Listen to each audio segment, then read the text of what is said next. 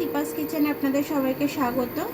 আমি আজকে নতুন একটা রেসিপি নিয়ে এসেছি মাংস দিয়ে আর ময়দা দিয়ে একটা মাংস। পেঁয়াজটা আমার আধ ভাজা হয়ে গেছে। একটা বিকেলের নাস্তা তৈরি করব আমি। একদম মাংস ছোট ছোট করে কিমা করে নিয়েছি আমি। এই কিমাটা আমি ভেজে নেব। শুকনোতে রেখেছিলাম জল ঝরানোর জন্য। আমি এটার মধ্যে নুন হলুদ সব কিছু দিয়ে দেবো। দিয়ে এবার এটাকে ভালো করে কষে নেব। একটু হলুদ দিয়ে দিলাম, একটু নুন দিয়ে দিলাম। এটা দিয়ে আমি এবার একটু ভেজে নেব। আর আদা লঙ্কা রসুন একটু বাটা দেবো এর মধ্যে। আমি কাঁচা লঙ্কা রসুন আদা এটাকে আমি পেস্ট করে নেব। আদা রসুনের পেস্টটা দিয়ে দিলাম।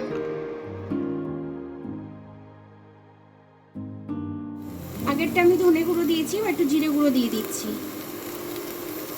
একটু কাঁচা লঙ্কা দিয়েছি আর একটু আমি গুঁড়ো লঙ্কা দিয়ে দিচ্ছি,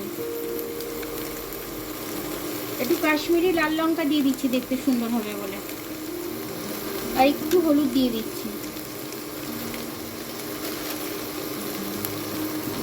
এবার একটু জল দিচ্ছি, মশলাটা না হলে পুড়ে যাবে।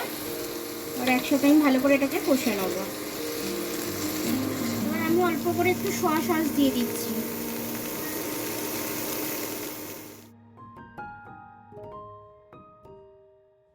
বিকেলে কিংবা সকালে বাচ্চাদের টিফিনে আপনারা এটা দিতে পারবেন। আমি করে নিয়ে আপনাদেরকে দেখাচ্ছি। একটু গরম মশলা দিয়ে দিচ্ছি আমি, ব্যাস আর দেবো না। এবার এটাকে আমি ভালো করে নেড়ে নেব, জল দিয়ে ভালো করে মিশিয়ে নেব।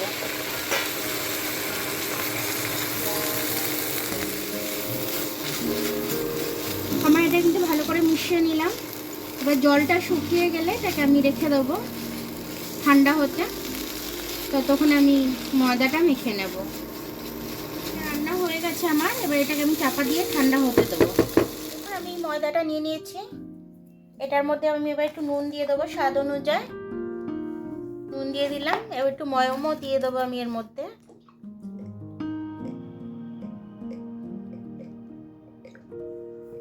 এবার এটাকে আমি ভালো করে মিশিয়ে নেব, মেখে নেব ভালো করে। এটা ডো হবে। হয়ে গেছে। আমি খুব নরমও মাখিনি আর খুব শক্তও মাখিনি আমি আটাটা। এবার আমি এটা রেস্ট হতে কিছুক্ষণের জন্য রেখে দেবো। তারপরে আমি ফিরে আসছি। 10 মিনিট রেস্টে রেখেছিলাম। এবার আমি ঢাকনাটা খুলে নেব।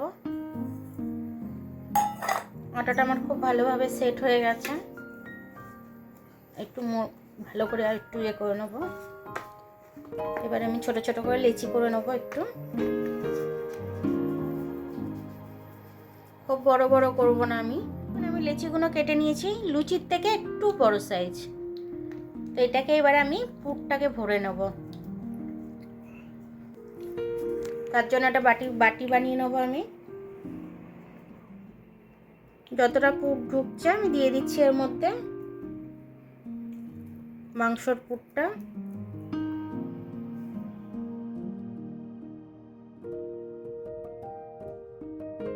এইভাবে আমি সব কটা ভরে নেব। ভরে নিয়ে আমি বেলবো না, এটাকে হাতে এইভাবে একটু পেস্ট করে নেব।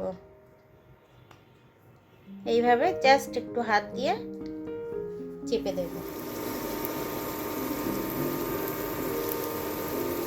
আমি অফ ক্যামেরাতেই ছেড়ে দিয়েছি।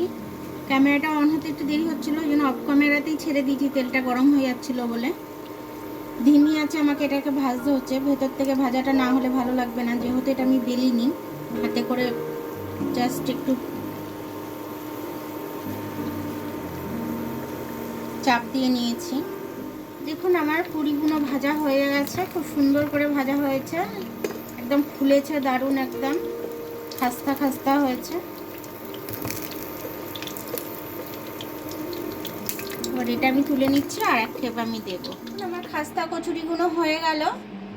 মাংসর পুর দিয়ে হয়েছে, খুব সুন্দর হয়েছে। বাচ্চাদের টিফিনে দিতে পারবেন, বড়দের লাঞ্চ বক্সে দিতে পারবেন, জলখাবারে সকালে খেতে পারবেন। পেটটা ভরাই থাকবে যেহেতু ময়দা দিয়ে করা। আর জিনিসটা খেতেও খুব সুন্দর হয়েছে। এরকম দেখুন ভেতরে হয়ে যাচ্ছে। ভীষণ মচমচে হয়েছে দেখুন। আর ভেতরটা কিন্তু ততটাই নরম, ফুলেছে অনেকটাই, দেখুন ফুলেছে, দেখুন ভেতরে পুর ভর্তি একদম। বাচ্চারা খেতে খুব ভালোবাসবে, মাংসর পুর ভর্তি, বড়রাও খেতে ভীষণ ভালোবাসবে। আপনারাও এটা টিফিনের জলখাবারে, বিকেলে স্ন্যাক্স হিসাবে খুব ভালো। তো এরকমভাবে আপনারা করে খাবেন, কমেন্টস করে জানাবেন করে খেয়ে কেমন লাগলো আপনাদের। আর আমার ভিডিওটা দেখার জন্য অনেক অনেক ধন্যবাদ। আমার ভিডিওটা যদি আপনাদের পছন্দ হয়, লাইক, সাবস্ক্রাইব, বেল আইকনটা একটু টিপে দেবেন। ফেসবুক থেকে দেখলে লাইক আর ফলোটা একটু করে দেবেন।